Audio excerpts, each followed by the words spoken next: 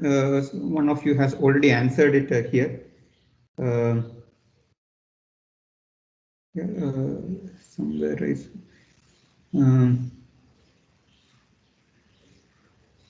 Yeah, so I think there is some answers here. Yeah, so that is one part of the question. Second part is okay. Suppose the hacker randomly tries 10 raised to 8 times. Okay, tries can he hack it? So that part of the question. Yeah, some of you are probably no probability and you are just revising things, but some of you might be new to this. You might be looking at this after some time. So in which case we'll be slowly going over that part also. So it uses something called the binomial distribution, as some of you have already pointed out here. We'll be slowly going over it in the next few lectures. Okay, and there we can again look back at this question. Okay, so thanks again for starting the discussion, and I see a lot of people have already commented. I will be asking me and my TAs will be looking at questions that you post, and we will be regularly be responding to it. We'll be directly posting things in the forum, as well as we will be taking questions during classes or office hours. Okay, so please continue posting, and if you know the answer, please go ahead and write out the answer. As some of you have figured out, you can also write LaTeX here, right? Some people also wrote LaTeX here, yeah. So you can actually write LaTeX formulas also here, and it renders. So yeah, make use of all this. So that is one thing, and so also related to today's and tomorrow's, I mean last days and today's lecture, there will be a few questions also be posted. Okay, we'll be posting these questions by today evening. You will have 3-4 days to answer these questions, and this will be simple multiple choice or yeah, some there won't be too much calculation or anything. It will be direct questions just to ensure that you have watched the lecture. Okay, and you have yeah, spend some time understanding the lecture. That's the only thing that we are planning in the light quizzes. Yeah, after 3-4 lectures, we'll be doing a deep quiz, which is slightly more involved. Some thinking is required. And before doing that, we will have enough. You will have enough opportunities to clear your doubts. Okay, before you go for a deep quiz. Okay, so yeah, I hope there are any questions related to the website or accessing it. Please mail me if you don't have access. So also there's a references tab where I have put a lot of references.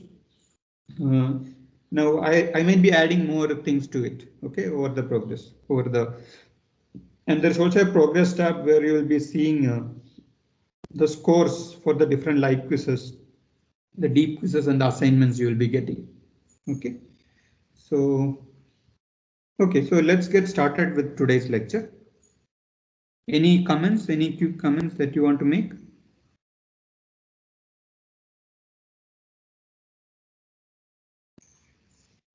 Sir, how are we supposed to submit those answers of quizzes?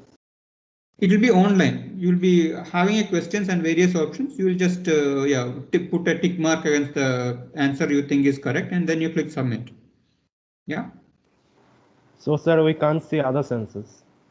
No, you cannot see other answers, of course. Yeah. Okay, that was the doubt. Okay, sir. Yeah. So, and all of you might not be getting the same question also. Okay, so it might be randomly chosen and things like that. Yeah. You can actually, randomization is a very interesting tool in conducting quizzes also. So the system allows you to actually do randomized questions, which is interesting. So actually, let's start with a question on randomization. Okay, so to begin today's lecture. In the previous lecture, these are the things that we covered, right? So you had we looked at what is called a discrete sample space, or a finite sample space. Okay, you could actually find the size of the sample space. It was finite, and yeah, we could find the probability of various things. So individual things, if everything is uniformly distributed, everything is equally likely.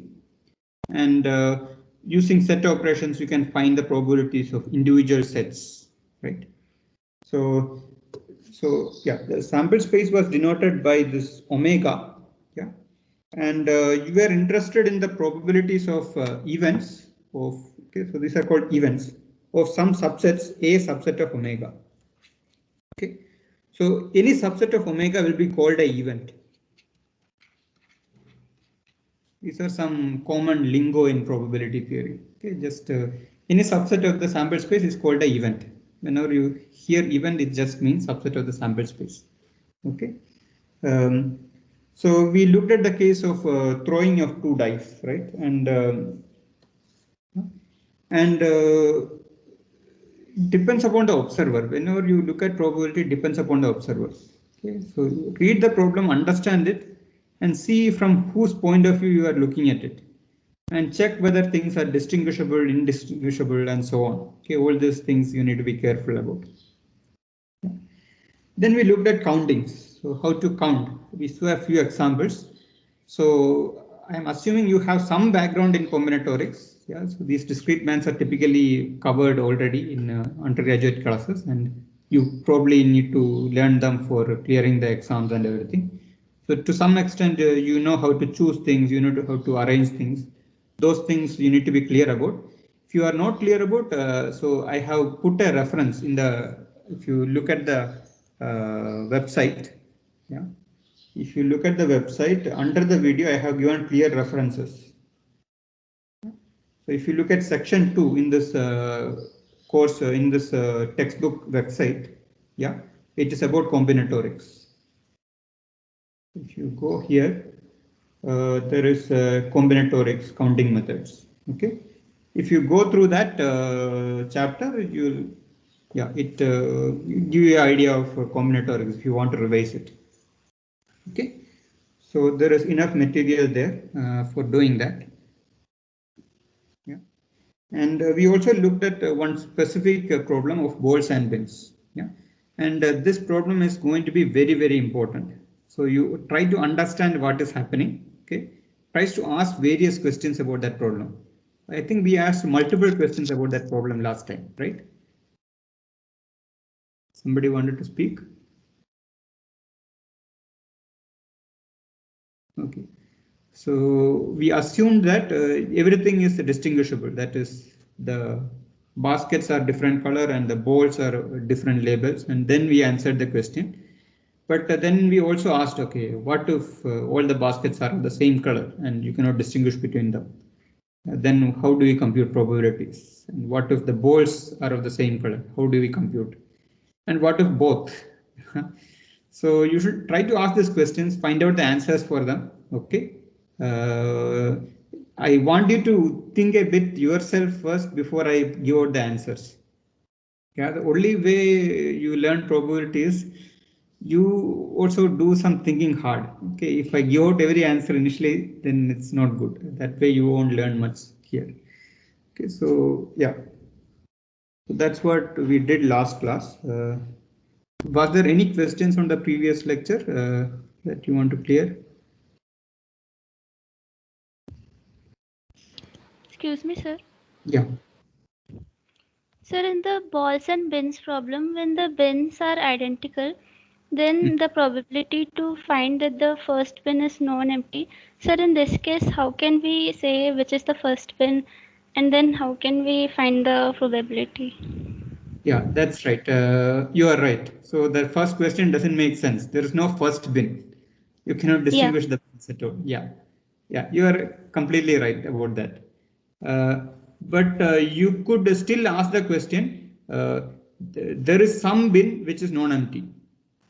I'm not Yes. saying first bin or something. There's some bin which is non-empty. Yeah. Okay. And what is the probability of that? Sir, 1, because you're throwing the balls, it has to fall somewhere. Yeah.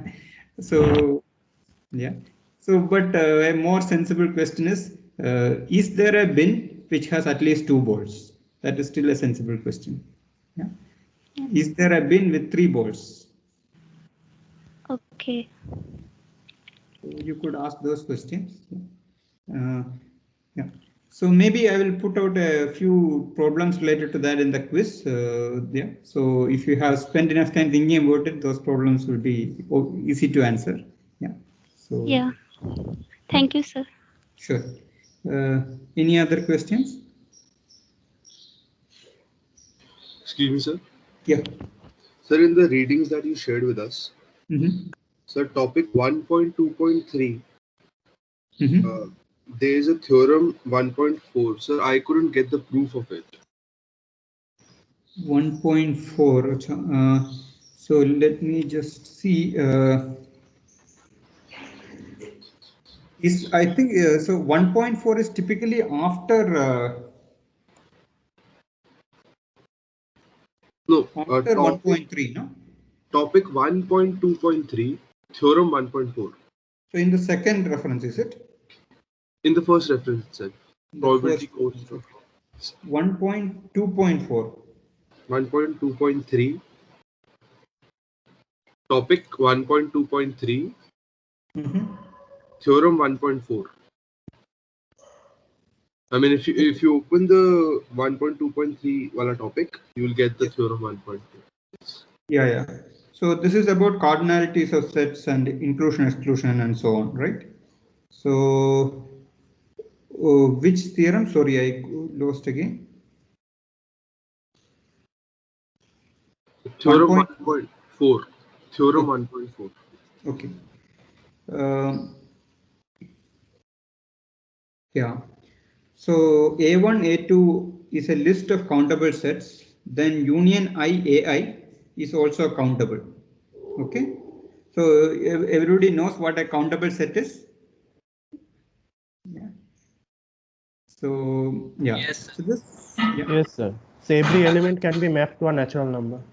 Yes. So this problem relates to infinite sets actually. Okay. So whenever you deal with infinite sets, you need to be a bit more careful. Okay. So in the first lecture, we were dealing with finite sets. So counting and all the things were very reasonable. There's nothing unpredictable happens. Okay. But when you have infinite sets, things get very, very tricky. Okay. So one issue is, you have a set of natural numbers. Yeah. And yeah, everybody understands this. It's a set of natural numbers. Now, let's look at grid. Okay, that is natural numbers cross natural numbers. Yeah, n cross n. So let me just write somewhere. So let's look at the set n cross n. Okay, so this is nothing but the set of x comma y such that x comma y belongs to natural numbers. Set of ordered tuples of natural numbers. Yeah. What is the size of this set? I mean, how do you define the size of an infinite set?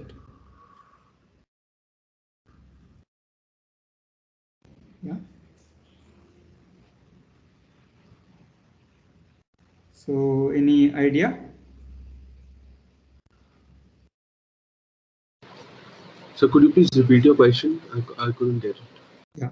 So so do you think this set is bigger than this set?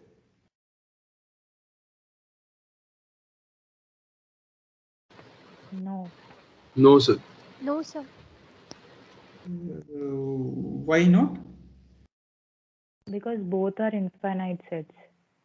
Both are infinite sets.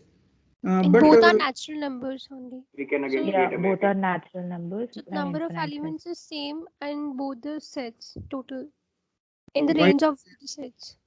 Why do you say so? Since we are mapping one natural number to the another, thus the total number of maximum elements which are mapped in the first set is equals to the total number of natural numbers, that is the range. Same case in the second one also. Okay, so let me try to contradict you. Okay, let me give you a counter example. So if you just look at this particular set, so instead of natural numbers, I can look at natural numbers cross zero, no? Yes, sir. Yeah. So this is the set of x comma 0. Yeah. Such Yes. that x belongs to natural number. Sorry, this I should write 1.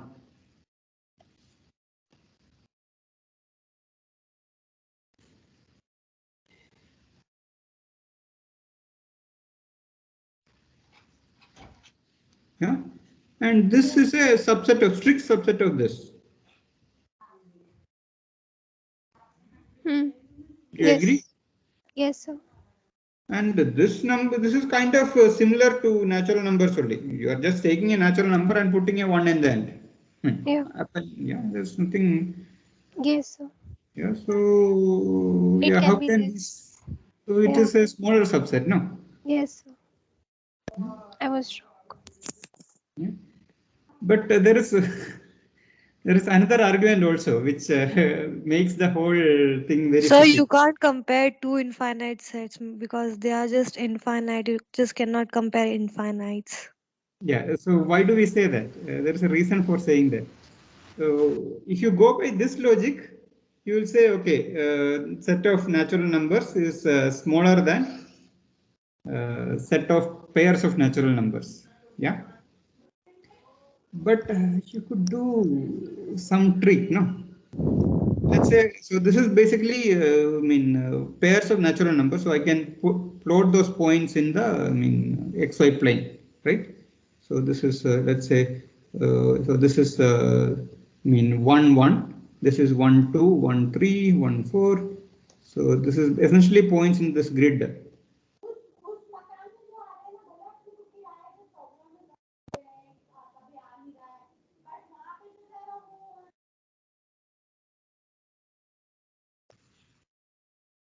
Yeah. So this is 1, 1. This might be okay. This is 2, 3, 1, 2, 3, 4. So this is 3, 4. Yeah. So essentially, this set, this first set is essentially I'm plotting it in a grid. Yeah. Now I can map each element in this grid also to natural numbers. How do I do that?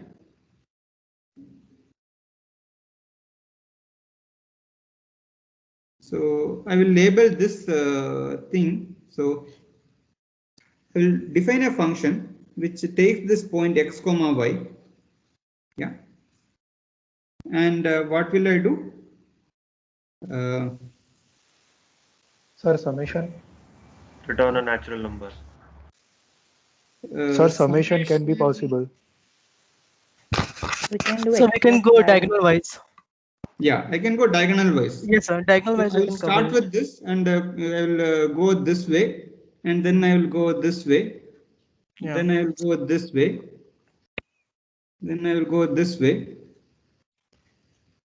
Yeah. So this is my the function basically looks at the x y and basically looks at how many times I have to go through it to reach that point. Yeah. Is that clear? Yes, sir. Yeah. So this if you look at this arrows, it's actually a mapping which maps n cross n to natural numbers. You agree? Yes, sir.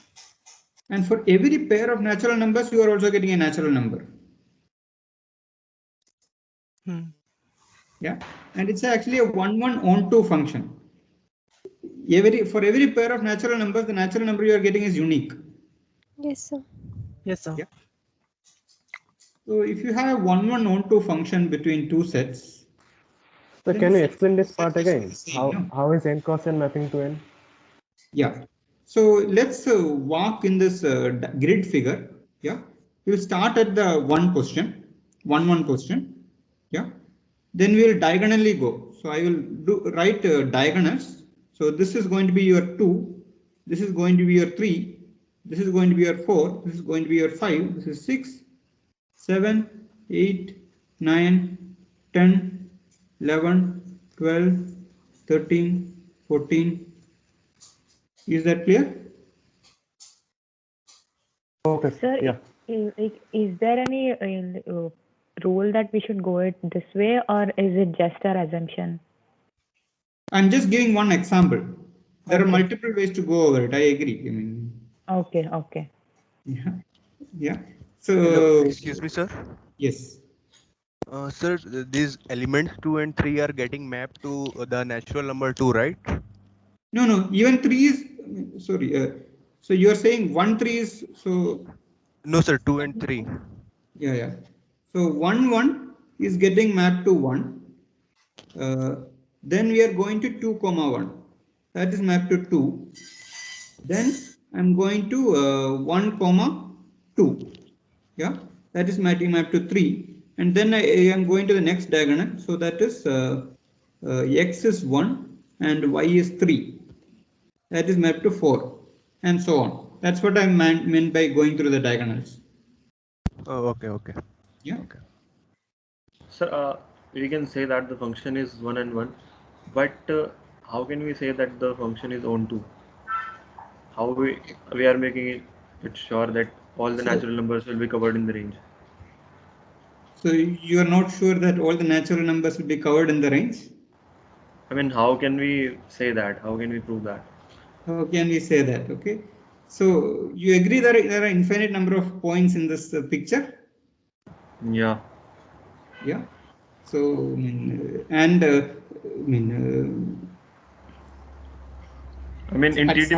getting it. Intuitively I get it that yes, the function can be onto, but like how can we theoretically prove it? Yeah. So you will need to go into a bit of set theory to do it. Okay. We can do it. I will do it I don't want to do it right now, but you are essentially counting the points in this figure in a different order, right? Mm-hmm. You are essentially counting the points in a figure, but in a diagonal order, right? That's what you are doing. Yes, sir. So you will see, and the number of points in this figure is infinite. So you will see all natural numbers. Okay. So one another way to look at it is, what is the number of elements in each diagonal? The first diagonal it is 1. The second diagonal it is 2. The third diagonal it is 3. Fourth diagonal it is 4. Yeah. Yes, So sir. once we have counted some n diagonals, how many elements I have seen? Summation n. Summation I up to n, which is N into n square, n plus 1 by 2. n into n minus 1 or n plus 1. I always get confused. Plus 1 n plus 1. Okay, n plus 1. Great. Yeah. N into n plus 1 by 2. So take any natural number n. After you have counted some, let's say, k diagonals, you will reach greater than n, right? And you have sometime reached that point also. Does that answer your question? Yes, sir. Okay. So here, if you remember this first thing that we did, there we were actually counting just along the x-axis, right? We are just saying, okay, or just along the y-axis. We are just saying y is equal to 1, and this particular guy is kind of my 1. Yeah. So if you just count row wise or just column wise, you will just end up mapping that the first row itself to natural numbers, and that will be a 1, 1, 1, 2 function. Yeah. But if you do diagonal wise, you will still get a 1, 1, 1, 2 function, but you will be mapping the entire x cross n cross n. Yeah. So now it's very strange. N cross n is a strict superset of n, but it is also somehow it's a 1, 1, 1, 2 function, or you still may be able to map the entire thing. Okay. Let me give you a simpler example. Can you compare the number of even natural numbers to number of natural numbers? Yes, sir. Are they equal?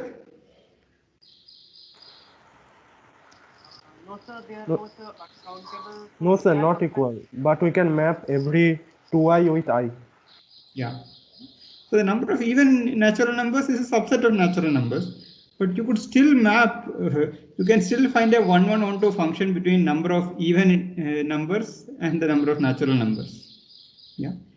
So this concept of size for this infinite sets is it's a confusing thing. Okay. So the way we define a concept of size for an infinite set is, you'll see if you can map that set by a 1-1-1-2 function to natural numbers. Okay, and if you can do that, we will say it is countable. Let's try a different thing.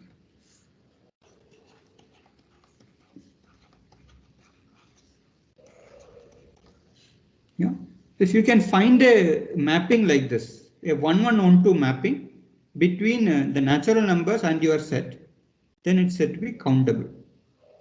Yeah. So both these sets, this set as well as this set, is countable. Okay. Yeah.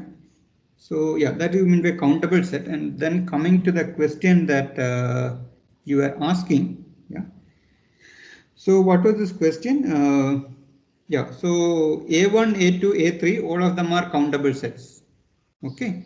So for example, I wish I could write on top of this, but let's see.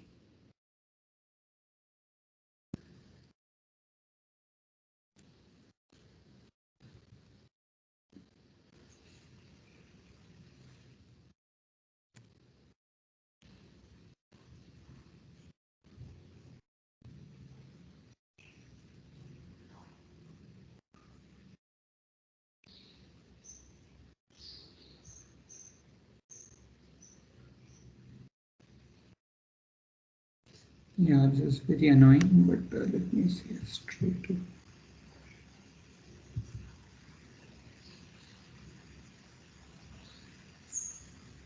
Yeah.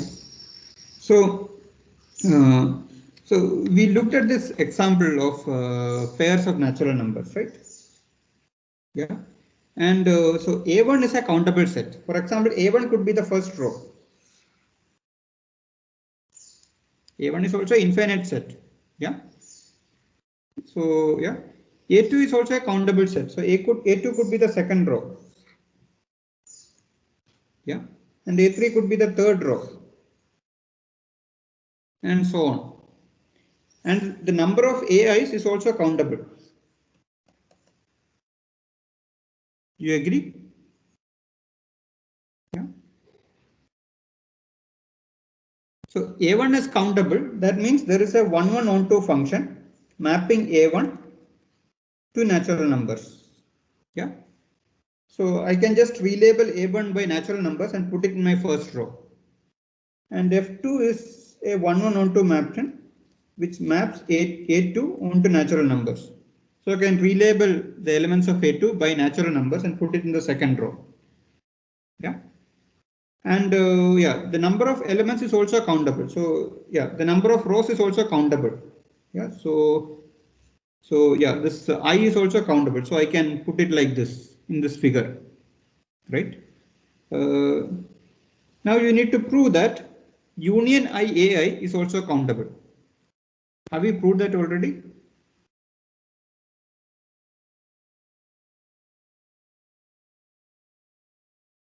Yes, sir. Just like the we proved n cross n. Yeah. So won't the intersection create any problems between the sets? Yes. Yeah.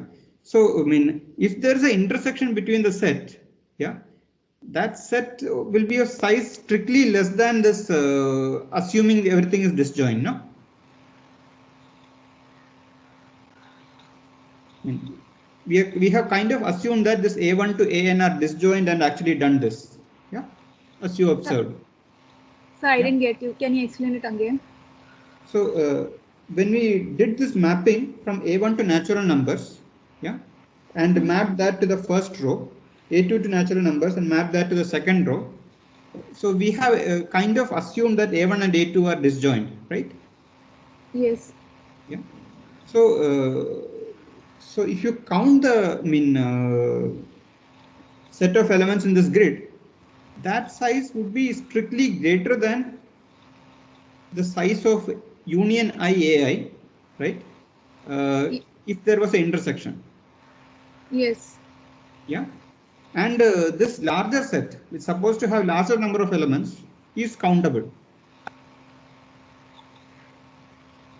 Yeah. So we have found a set B.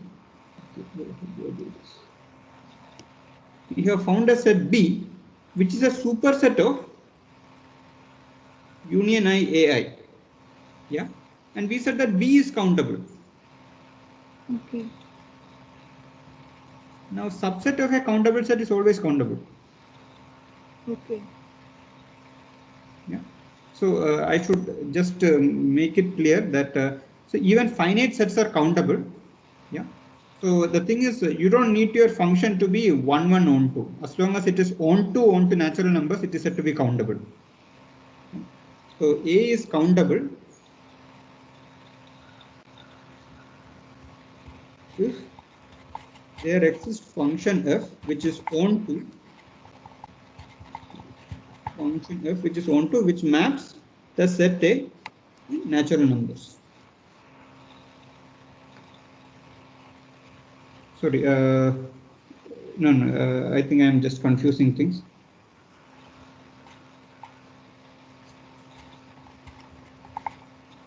As long as there is a function f which maps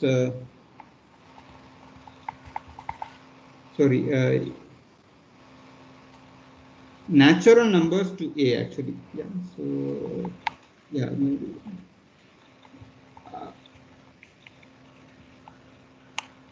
Just a second, I have to define this carefully.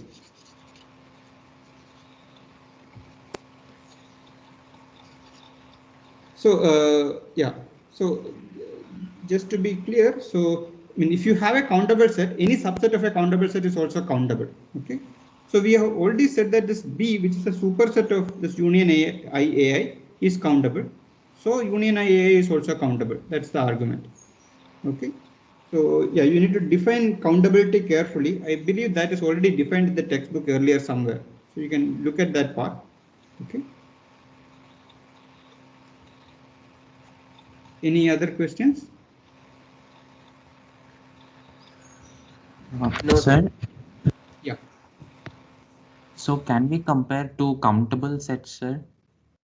So two countable sets, I mean, you typically say they are of the same size. Size doesn't make sense, but two countable sets are of the same size. Okay. Like even in the first example which you gave, which was n cross n and just n. So they are also of the same size. Yeah. So typically, so in set theory, the size of this natural numbers, yeah, the size of the natural numbers is called LF1. Okay, this is people, mathematics people care about it, but I don't think anybody else care about it. Yeah, it is called LF1. There was a notation also for it. It's a very weird notation. I forgot it. It's called LF1. Okay. Now let me ask a different question here, which is let's look at the number of real numbers between 0 and 1. Okay, sir. Yeah. Do you think that is countable? No, sir. No, sir. Why is that?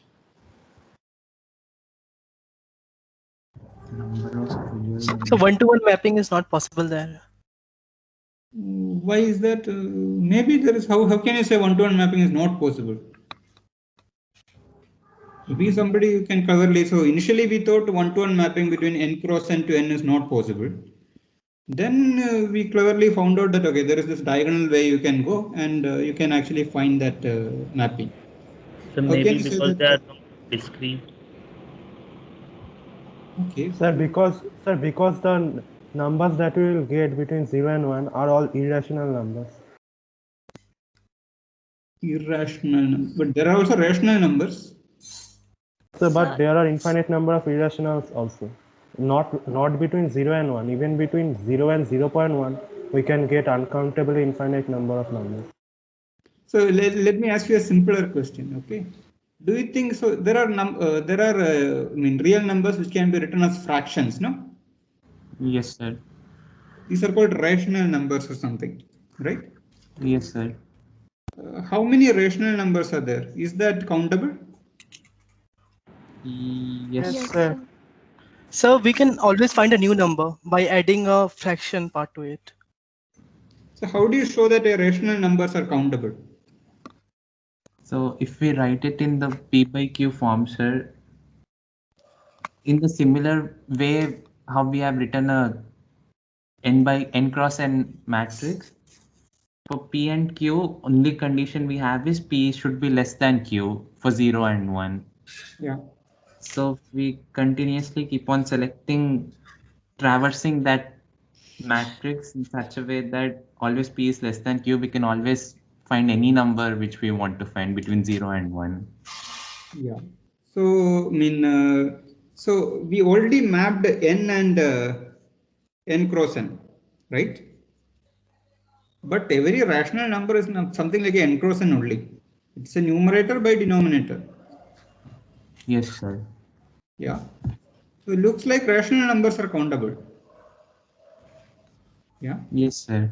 But how can it be possible? Rational numbers are countable, but somehow when you go to real numbers, things suddenly become uncountable. Why? So we can always find a new number. If we consider we exhaust the set, then again we can find a new number which can be included in the set. We can use the Cantor's theorem. Rational numbers, no? Take any two rational numbers. There's always a rational number between any two rational numbers. So we can write down all the real numbers in a page if we think that we have all the real numbers, and then we take first digit from the first number, then second digit from the second number, and so on. And now we flip all the bits. So we have a number that's not present in our list. Yeah. So, and what is that called? There's a name for it, no? Cantor's theorem. Diagonalization method. Cantor's diagonalization, right? So, yeah, this was done by a mathematician called Cantor. Here, he was a set theorist. He observed this interesting thing that there are actually different types of infinite sets. Yeah. Somehow, when we move from rational numbers to real numbers, you cannot compare those two sets. Yeah. And the way he tried to explain that is called Cantor's diagonalization. Okay. Now we are deviating a lot from probability theory, but these are like very interesting things that you should read up. Okay. So if you are working in computer science, you should definitely know Cantor's diagonalization. Okay. So there is a Wikipedia article. You can just go ahead and look at that. Okay. It's a very simple argument. You can say that suppose you have a 1-1-1-2 mapping, which maps real numbers, natural numbers to real numbers. Suppose, so Cantor's theorem starts like this. It's a proof by contradiction. Yeah? Suppose you assume real numbers is countable. We just assume. Okay. That means there's a function like this, 1-1-1-2 function like this. Yeah. Yes. And then, given that function, he will show that there is some real number which is not mapped by this function. Yeah. That's the way the proof goes. So you give me a function which is the 1-1-1-2 function. I will give you the real number that it doesn't map. Yeah. And that is what Cantor's diagonalization is. There's a nice way of doing it. I think Satyam just explained very briefly what it is, but you can go to the Wikipedia entry and learn about it. So yeah, so the size of real numbers, okay, is actually called Aleph2. Okay, and so there is also something called, again, I'm just deviating too much from probability theory, but it's good to know all these things. There's something called a continuum hypothesis.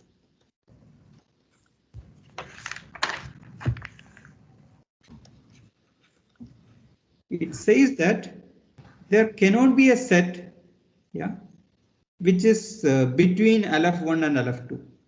Either it has to be, I mean, mapped to, it should have a 1112 mapping to natural numbers, or it should have a 1112 mapping to real numbers. There cannot be a set in between these. Okay, and that is what is called the continuum hypothesis. So this was a open problem in mathematics for over 50 years. Yeah, in I think 1970s or something. Person called Paul Cohen proved that theorem. It's not proved that theorem. Yeah, it's yeah. I don't want to get into the exact details of it, but you can go check in Wikipedia what it is and all. Okay, so let's. Sorry, I deviated too much, but these are interesting things that I believe people should know. Yeah. So let's get back to our lecture. Okay. So yeah, we discussed what is a countable set and so on. Yeah. And let's move on. Okay. Yeah. So now let's yeah, formally define what a probability is. We saw a lot of examples, but let's make it clear what do we mean by probability. So yeah, whenever you talk about probability, we are interested in events which are subsets of the sample space. So this is the power set of omega, right? So this notation everybody knows, no? This is the set of all subsets of omega. Yeah, omega is the sample space.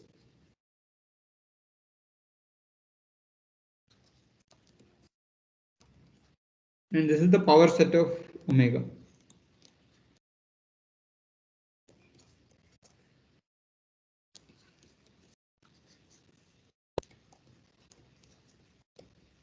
Yeah, and yeah. So what is probability? It is a function that maps events to 0, 1. Every event it will give you a probability, and it's a number between 0 and 1. Yeah, and yeah, what are the conditions that this mapping should have? For every event, the probability should be greater or equal to 0. It can be 0. You could have a event that will never happen. I think we just discussed in the beginning of the course. So everything is indistinguishable. There's no, I mean, and okay, can there be a bin which is, I mean, not empty? No, if you're throwing the balls, it will go into some bin. So, sorry, yeah, so yeah. So that was one example that we saw in the beginning of the lecture. That is, I mean, a 0 probability event. Yeah. So the empty set is also a event. Okay, this is also an event. So the probability of empty set is always going to be equal to 0. Yeah. And the probability of the sample space by definition has to be equal to 1, because that's the set of all possibilities. And that is called the normalization condition. Yeah. The probability of any event should be positive number, and the probability of the sample space has to be equal to 1. And if you have disjoint sets A and B, yeah, then the probability is additive. Okay. Yeah. So these are the 3 probability axioms, and any probability that you want to work out can be obtained by these 3 axioms. If you just apply these 3 rules one after the another, you can actually get the probability of anything. Yeah. Except when you have infinite sample spaces.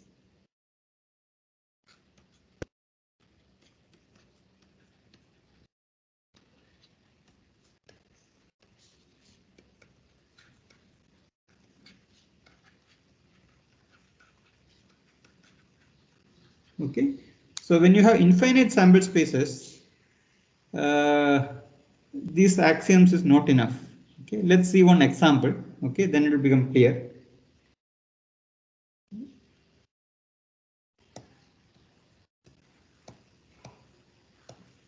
Yeah, so let's say you are doing archery. Okay, and okay, we just have around 10 minutes left. Okay, let's just look at this particular example very fast. So let's say you are doing archery, and this is your target board. It's a square target board. Okay, so you are I mean, aim your arrow and throw it.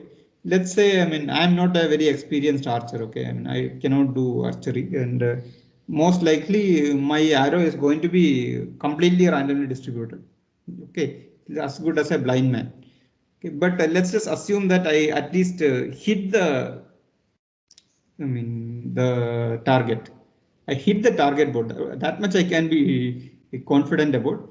But where in the target board, it's completely random. Yeah. So let's assume that the target board is 1 meter by 1 meter. Okay. And what is the sample space?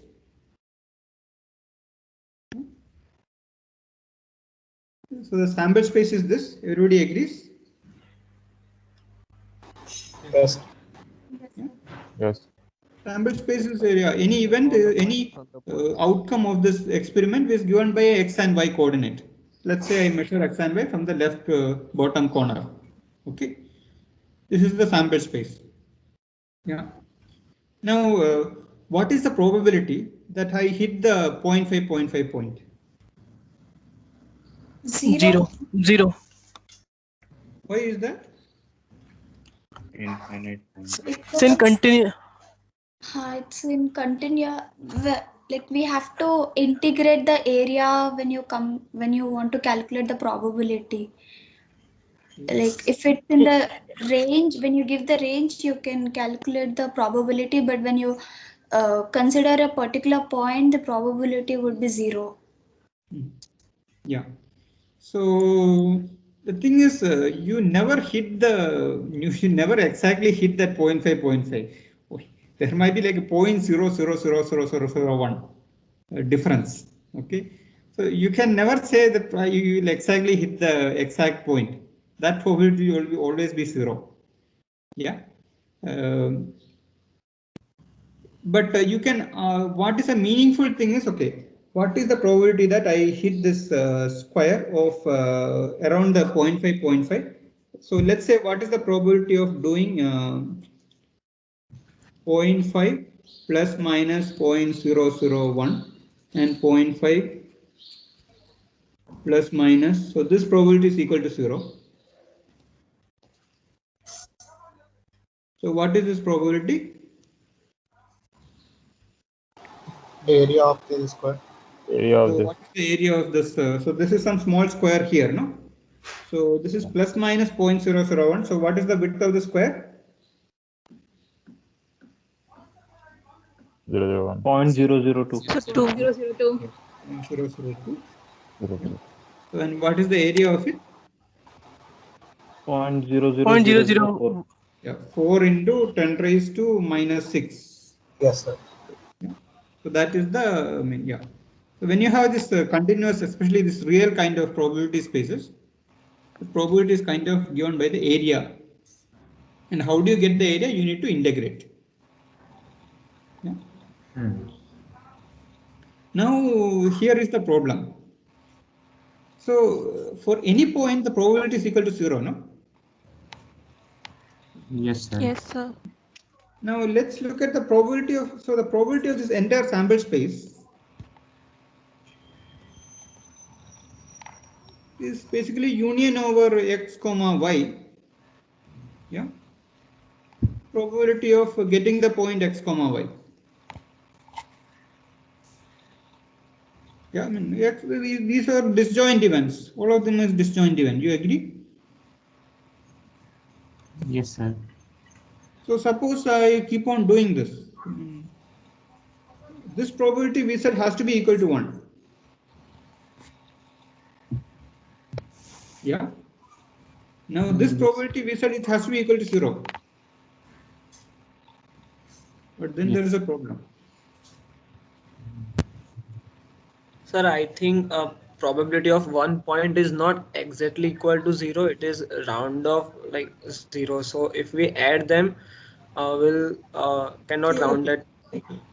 Okay, maybe let's assume that this probability of this particular point, it's not exactly 0, but it's some very small quantity epsilon. And epsilon is okay, 10 raised to minus 10 raised to 100. It's extremely very tiny number. Okay, it is some very tiny number like that. Okay, let's assume that, yeah. But then this probability is going to be that tiny number. Yes, sir. Yes, and then you're going to add that up infinite many times. Yes, sir. And then your probability is going to be infinity. It's not 1. Sir, it's like saying that a line is composed of points. So when we say that the length of a point is 0, but still when we join all the points together, then it becomes some finite length. So in the similar way, this also, like we say that the probability of a particular point is 0, but when we combine all these spaces here in the case of 2D space, then it becomes 1. Yeah. So what I'm trying to say is the 3 probability axioms that we said earlier. Okay.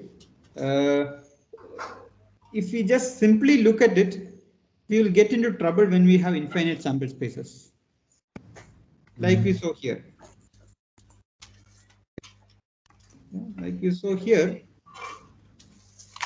there's no. If we assume that the probability of every individual point is 0, then there's a problem here. If it is, you assume that it is some very small quantity epsilon, no matter how small it is, again the right hand side will become infinity. Yeah. So what is the? I mean, yeah, it's a paradox. Called a paradox in set theory or maths. Okay, it's a paradox here. So how do you resolve this paradox? So if you look at it, I didn't say you can take union of infinitely many things. I said only you can take union of 2 things. I mean, you can apply this rule multiple times, but in the end you can only apply it countably many times. I mean, only a finite number of times you can apply. So from this rule, you can probably derive that. So you can, from this rule, you can actually derive that probability of A union B union C is equal to probability of A plus probability of B plus probability of C. Yes, you know sir. how to derive that? So this is a rule for only 2 events. Can you convert that into a rule for 3 events? Yes, sir. How do you do that? Yes, sir. Sir, first we calculate for A union B and then So we combine. can use associativity. Yeah, you can use associativity. That's the right answer Yeah. to it. So we can take B union C as the another set D. Yeah. So first I will get probability of A plus probability of D. Then again I will use this rule to get probability of A plus probability of B plus probability of C. Is that clear? Yes, sir. Yes. Yeah. So from this rule for 2 sets, I can get the rule for 3 sets. I can get the rule for 4 sets. Yeah. So for any like finite number of sets, A, B, C, D, if it's a finite number, I can get from this rule itself. Yeah.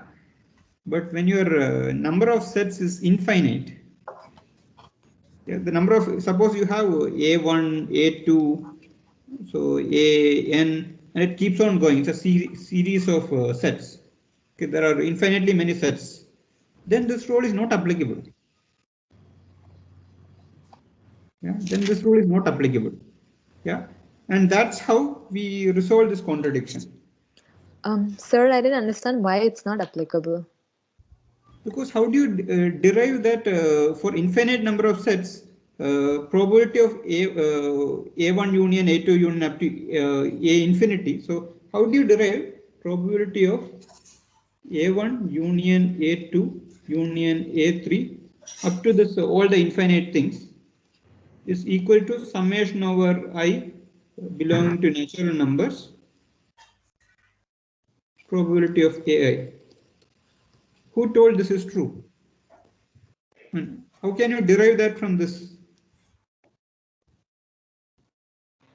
Can't we just continuously like use associativity and just get to it? Yeah, you can keep on doing it, but you can get every finite number. You give me a number and I can do it that many times and get it. Got it, sir. Yeah, but what if your I mean the number of sets is infinite, this Aleph one?